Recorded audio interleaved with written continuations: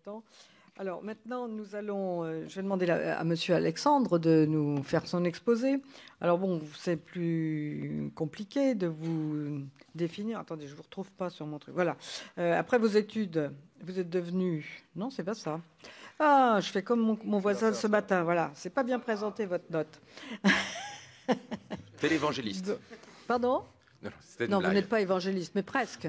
Vous évangélisez quand même. Pardon.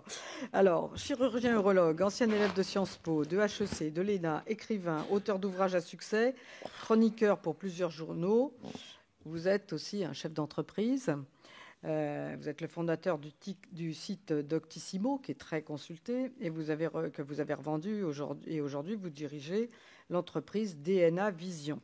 Donc l'intelligence artificielle est un sujet qui vous passionne et sur lequel vous avez beaucoup de choses à dire. Mais vous n'avez que 7 minutes. Messieurs et madame le parlementaire, mes chers collègues, je vais survoler des sujets que vous connaissez tous par cœur, donc soyez indulgents. Je récupère la zapette. Voilà. Vous avez même mon compte Twitter pour ceux qui sont des fanas de Twitter. Je vais aborder juste quelques points. En matière d'intelligence artificielle, bien sûr, on parle souvent des dangers de l'intelligence artificielle forte. Notre collègue Laurence de Villers je partage avec elle l'opinion que nous n'aurons pas d'intelligence artificielle forte demain matin et que donc les vrais sujets sont sur la gestion, la gouvernance, la régulation d'une intelligence artificielle faible, c'est-à-dire sans conscience d'elle-même et n'étant pas directement dangereuse pour l'humanité. Je voudrais insister sur quelques points, des sujets qui nous tiennent à cœur avec Henri sur la souveraineté numérique. Le risque de devenir une colonie numérique des GAFA est augmenté aujourd'hui à l'heure de l'intelligence artificielle, notamment parce qu'il y a un trou noir de valeur en faveur des groupes, des géants du numérique qui maîtrisent l'intelligence artificielle. Et je vous rappelle qu'en matière d'intelligence artificielle, nous sommes un pays du tiers-monde. Nous exportons des spécialistes de l'intelligence artificielle, pas tous, et il y en a beaucoup dans cette salle, mais le Kun ne travaille pas pour Atos ou Capgemini, il travaille pour Facebook. Nous exportons des cerveaux et nous importons toute la journée de l'intelligence artificielle. 65 millions de Français importent de l'intelligence artificielle 180 fois par jour quand ils sont sur leur iPhone ou sur leur téléphone Android. Donc nous sommes des importateurs massifs d'intelligence artificielle. La réalité, c'est que nous avons perdu notre souveraineté numérique sur le numérique traditionnel, les apps, mais aussi sur l'intelligence artificielle. Nous sommes à un tournant de l'humanité, c'est un slogan, c'est le patron d'Intel qui explique ça. Et derrière, on voit un certain nombre de déclarations tout à fait démiurgiques et catastrophiques. Le patron de Google qui explique que Google va faire des machines qui raisonnent, qui pensent et qui vont faire les choses mieux que l'homme. C'est la définition d'une intelligence artificielle forte. Elon Musk, le patron de Tesla, nous expliquait le 2 juin dernier, dans un grand élan lyrique, qu'il était urgent de mettre des microprocesseurs dans nos cerveaux avant que l'intelligence artificielle ne nous transforme en animaux domestiques.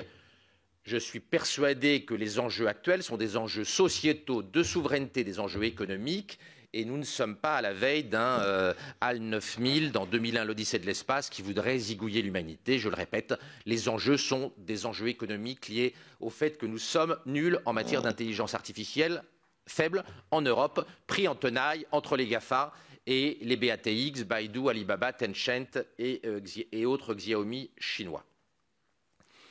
Nous sommes dans un contexte où l'intelligence artificielle n'est pas seule. C'est pas arrivé tout seul, c'est arrivé dans un univers où les GAFAM et les BATX sont éclos, on l'a dit, où l'idéologie transhumaniste a fait pousser dans les Silicon Valley des pulsions authentiquement démiurgiques et très transgressives, où les technologies NBIC arrivent progressivement à maturité et où la zone Asie-Pacifique, on peut le dire, croît plus vite que nous, est plus transgressif que nous et n'obéit pas exactement à nos règles morales, éthiques, philosophiques que nous pouvons avoir, nous, chrétiens démocrates et sociodémocrates de gauche, que nous sommes tous en comparaison de la zone Asie-Pacifique. Il y a 4 grandes caractéristiques à l'économie du XXIe siècle. Elle est basée sur des technologies exponentielles, les NBIC, et donc elle est très imprévisible. On n'a pas vu le renouveau de l'intelligence artificielle à la sortie du 2e ou 3e hiver de l'intelligence artificielle. L'intelligence artificielle va être gratuite en valeur relative face à l'intelligence biologique. Et ça a des conséquences majeures sur le marché de l'emploi. Majeures. Car quand il y a un bien gratuit, les substituts crèvent et les complémentaires voient leur prix augmenter. Or, ce qui est substitué, c'est le travail peu qualifié, et ce qui est complémentaire de l'IA, ce n'est pas le travail peu qualifié, un data scientist est qualifié, la valeur du travail qualifié va monter parce que c'est complémentaire de l'IA, facteur de production qui sera à coût nul. Et la microéconomie rend ce verdict absolument incontournable. Démurgisation, effectivement, nous sommes dans une économie où la zone Asie-Pacifique se croit tout permis sur le biotechnologique, mais aussi sur le plan de l'intelligence artificielle. C'est pour ça qu'il faudra une bonne gouvernance et régulation internationale de l'intelligence artificielle, c'est possible. Dernier point, la plateformisation. L'intelligence artificielle sort au robinet des grandes plateformes pour des raisons techniques que nous savons tous. Il faut beaucoup de données pour développer de l'intelligence artificielle et une étude récente a montré qu'un mauvais algorithme avec beaucoup de data est supérieur à un meilleur algorithme avec pas beaucoup de data. Or, les plateformistes, Google, Apple et les autres, ont des milliards d'utilisateurs, Facebook 2 milliards, Apple 2 milliards. Il n'y a aucun équivalent en Europe. Nous n'avons pas la base industrielle nous permettant d'avoir chaque jour des milliards de photos. Et je vous rappelle que nous sommes tous les idiots utiles de l'intelligence artificielle. Lénine disait que les bourgeois de gauche étaient les idiots utiles de la révolution. Nous sommes les idiots utiles de l'intelligence artificielle et nous mettons chaque jour 10 milliards de photos gratuitement sur la nébuleuse, rien qu'elle, Facebook, Instagram, Messenger et WhatsApp. Les technologies NBIC se développent, mais elles ne se développent pas toutes au même rythme exponentiel. Et je crois que c'est important à comprendre que ce qui est à gauche, là, la biologie, la recherche d'un médicament dans l'Alzheimer, le traitement de la myopathie, la robotique, ça ne croît pas de façon exponentielle. C'est lent, ce n'est pas exponentiel. D'abord parce qu'un robot, c'est une alouette d'intelligence artificielle et un cheval de mécanique, et que le prix de la mécanique ne baisse pas. Et donc la robotique ne croît pas. Et je pense que le COE sous-estime le décalage qu'il va y avoir entre robotique et intelligence artificielle tertiaire sans robot. D'un côté, on a une exponentielle et de l'autre, on a une courbe qui est pas vraiment une exponentielle. La robotique ne va pas beaucoup bouger le marché du travail. L'IA sans robot va croître exponentiellement et va faire exploser, imploser ou radicalement modifier des aspects importants du travail. Pas avec la techno de 2017, mais à un peu plus long terme. Donc, à droite, en revanche, ce qui est électronique et ce qui est intelligence artificielle sans support mécanique, sans biologie, elle va croître beaucoup plus vite. Allons-nous devenir une colonie numérique des GAFA? Je pense que la stratégie à l'intérieur de l'État, des gens comme Henri qui se battent pour défendre notre souveraineté, notre identité et notre part de la chaîne de valeur mondiale du numérique est très importante. Mais au-delà de ce que fait l'État et de sa transformation en start-up pro-intelligence artificielle, il va falloir que l'ensemble du tissu économique et que la société civile comprennent en Europe que si nous n'avons pas des plateformistes à l'échelle des Chinois et puis des Américains, nous serons, excusez la formule, le Zimbabwe de 2080 à l'Europe. Nous sommes en train de perdre nos ressorts économiques. La base fondamentale de création de valeur qui est l'IA et les technologies NBIC, il n'y en a pas une miette en Europe. Pas une miette. Et là, nous avons une responsabilité historique, tous autant que nous sommes en Europe, si nous ne voulons pas devenir effectivement une colonie numérique des GAFA. Il y a un trou noir de valeur en faveur des algorithmes et de l'IA, avec un changement radical dans la structure de valeur. Traditionnellement, on avait des business verticalisés. Nissan fait des bagnoles, Danone des yaourts, Gaumont du cinéma, le Sénat de la politique, et puis Badois de l'eau. Aujourd'hui, nous avons une horizontalisation des métiers et on voit arriver des conglomérats de l'intelligence artificielle qui font plusieurs métiers. Baidu, le Google chinois, se lance dans la voiture autonome à partir de l'intelligence artificielle. Nous avons une transversalisation grâce à l'IA qui est nouvelle et nous avons une aspiration de la valeur. Je ne veux pas insulter les travailleurs ici, mais je me permets de rappeler que les 55 petits génies de WhatsApp ont créé en 4 ans 23 milliards de valeur. De valo, c'est donc de valeur puisque ça a été payé ce prix-là en actions Facebook qui depuis a augmenté, pendant que les 130 000 valeureux travailleurs ouvriers contremaîtres de Peugeot dans les brumes du Jura et des Vosges du Sud ont créé moitié moins en faisant les 3-8 depuis plus d'un siècle. C'est injuste, c'est politiquement incorrect, mais c'est la réalité de l'aspiration à valeur de l'intelligence artificielle et des algorithmes. Si nous ne participons pas à cette création de valeur, la paupérisation relative de nos populations est une certitude et la gestion politique ne va pas être simple alors que nous sommes déjà en pleine crise populiste, comme vous avez pu l'observer. En matière de fonction de production, ce qui me paraît important, si on raisonne microéconomie, c'est que nous avons un changement radical avec l'intelligence artificielle dans l'organisation de la fonction de production au sens valracien du terme. D'habitude, la production, l'output, c'est du capital et du travail, K et L. Aujourd'hui, on voit apparaître une part nouvelle de capital, qui est l'IA, que j'ai mis en jaune, un déclin fort du travail et une montée en flèche de la valeur du travail très qualifié. Mais en réalité, le travail très qualifié, c'est du capital, ce n'est pas du vrai travail. Et d'ailleurs, le capital très qualifié, il est payé en actions et en stock options. C'est un coût en capital, ce n'est pas réellement du travail.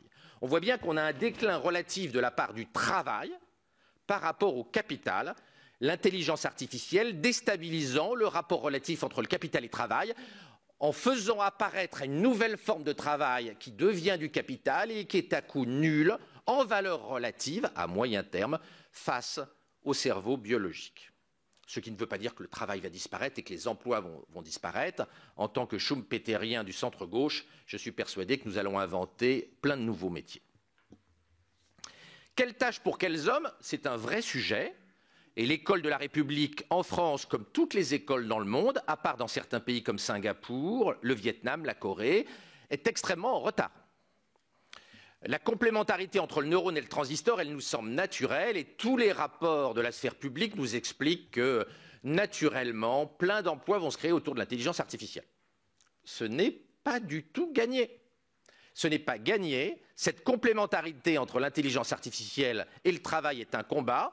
Et je vous rappelle que dans le futur, tous les gens qui ne seront pas complémentaires de l'intelligence artificielle seront soit au chômage, soit avec un emploi aidé. Pas 99%, 100% par définition. Si vous n'êtes pas complémentaire de l'IA, vous n'avez pas de travail. En effet, si intelligence artificielle plus vous égale intelligence artificielle, vous êtes au chômage ou vous êtes au RSA. Par définition. Bien sûr, cette complémentarité sera plus difficile dans le temps si nous ne rénovons pas l'école et puis la formation professionnelle. Cela va se faire progressivement, cela ne va pas faire en 5 minutes, mais nous devons réfléchir à cette équation fondamentale.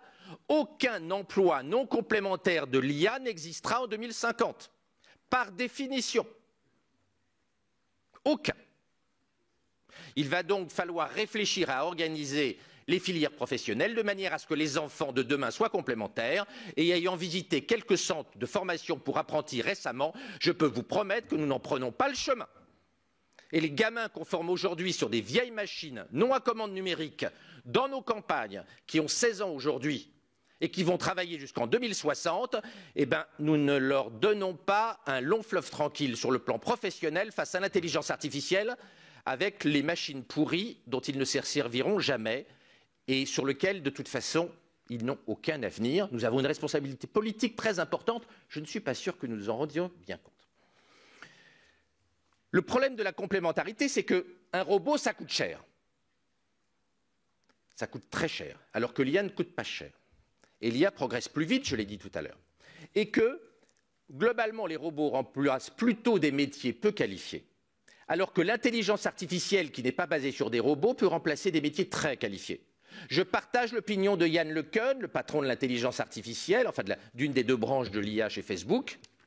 L'intelligence artificielle aura dépassé les radiologues, et je me permets de le dire en tant que chirurgien, et ce n'est pas une vendetta corporatiste, aura dépassé les meilleurs radiologues avant 2030. Donc nous avons un problème de reconversion qui dépasse le problème des chauffeurs routiers et des emplois non qualifiés. L'IA va aussi nécessiter une réorientation de métiers à haut contenu cognitif traditionnel. Et d'ailleurs, on voit bien que le lien entre qualification des emplois et risque d'automatisation, il est beaucoup plus complexe que ce qu'on imaginait il y a encore 10 ans, où on raisonnait robot au lieu de raisonner IA. Si vous prenez ex santé, bien sûr, ça va changer et on va trouver de nouvelles fonctions pour les radiologues et pour les médecins. Si vous prenez la médecine personnalisée, qui est très à la mode, c'est-à-dire la médecine personnalisée en fonction de nos caractéristiques génétiques, elle va tuer le médecin traditionnel.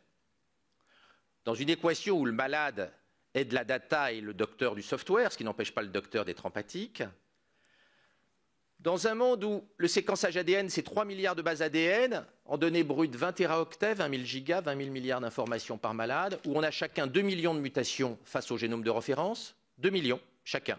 Tous ici dans la salle, on a 2 millions de mutations. Toutes ne sont pas promesses de maladie, bien sûr, mais on a 2 millions quand même.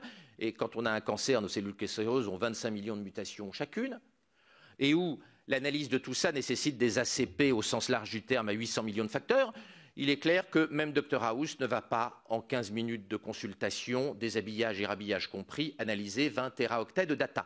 Nous allons avoir un transfert de pouvoir médical vers les algorithmes, avec cette médecine très différente, basée sur un big data qui exclut que le cerveau biologique analyse les données. Ce qui ne veut pas dire que le cerveau biologique n'a pas sa place, mais sa place est profondément transformée. Ce qui pose des problèmes parce que, bien évidemment, comme aucun médecin ne peut analyser 20 téraoctets en 15 minutes, les décisions éthiques seront implicites dans l'algorithme d'intelligence artificielle et ne sera plus dans le cerveau du docteur. Quelle réponse politique peut-on apporter? Et je crois qu'il va commencer à falloir réfléchir, et il est dommage qu'il n'y ait pas plus de parlementaires cet après-midi. Nous avons un vrai problème que nous connaissons. Cette courbe, vous la connaissez tous. Elle fait froid dans le dos. C'est l'augmentation des revenus en 2 décennies de mondialisation par décile. Tout le monde a profité de la mondialisation. Tout le monde. Sauf le creux qui correspond, pour la faire courte, aux petits blancs moyennement et peu qualifiés. C'est-à-dire les classes moyennes occidentales traditionnelles qui ont vu, pendant toute la mondialisation, leurs revenus stagner, voire dans certains pays comme les États-Unis et même l'Allemagne, baisser de 1 à 2%, pas par an bien sûr, mais sur 30 années. Nous avons là une des explications au populisme, et là ce n'est pas encore l'intelligence artificielle qui est en jeu, c'est juste la confrontation entre l'Asie et l'Europe. Je vous rappelle qu'un docteur en génomique à Bangalore coûte à l'heure 3 fois moins cher qu'un ouvrier spécialisé aux 35 heures en région parisienne, ce qui est une situation qui ne durera pas dans les deux sens. On a vu la Trump-brexisation que personne n'attendait, et je le répète, c'est avant l'intelligence artificielle, la réponse populiste à ces angoisses, même si ex post nous trouvons des solutions et nous assurons à la plupart des gens une formation professionnelle continue qui va les rendre complémentaires de l'IA, et je l'espère profondément, la réponse politique ne va pas être simple et des angoisses importantes vont agir. Alors on nous propose aujourd'hui une utopie techno-marxiste qui est le revenu universel de base, marxiste n'étant pas péjoratif du tout à mes yeux. Je pense que le revenu universel de base est absolument suicidaire. Je pense que les gens qui le promeuvent comme amont sont les idiots utiles d'une intelligence artificielle semi-forte. Si tous les gens qui ne sont pas complémentaires de l'intelligence artificielle, on les met sur le côté, on leur donne des jeux et du cirque, dans 50 ans, on a Metropolis et dans un siècle, on a Matrix. Il faut qu'on se batte jour et nuit en réformant l'éducation et le système professionnel pour assurer la complémentarité des travailleurs, quel que soit leur niveau de qualification, avec l'intelligence artificielle faible. Sinon, c'est un suicide collectif et c'est de l'irresponsabilité politique. Et pas seulement des politiques. C'est une irresponsabilité politique de l'ensemble de la société civile. Il y a là un chantier de plusieurs décennies. Il est dommage que les politiques, handicapés du mulot qu'ils soient, n'en prennent pas la pleine mesure. Va-t-il y avoir des contre-pouvoirs? Comment va-t-on organiser la régulation, la gouvernance, la police de l'intelligence artificielle faible dans un premier temps et semi-forte dans un deuxième? C'est un débat politique immense. Henri a beaucoup réfléchi là-dessus et je partage beaucoup de sa vision. Je pense qu'il faut y travailler aujourd'hui. Ce n'est pas gagné. Quand ce type de dispositif demain fournira un service irremplaçable à nos citoyens. Et vous avez vu le succès immense et totalement inattendu d'Echo Alexa d'Amazon, que personne au monde n'a vu venir. On ne peut qu'être inquiet quand on voit que 50% des Français, dans un sondage récent, confieraient volontiers leurs données de santé et leur santé aux GAFA.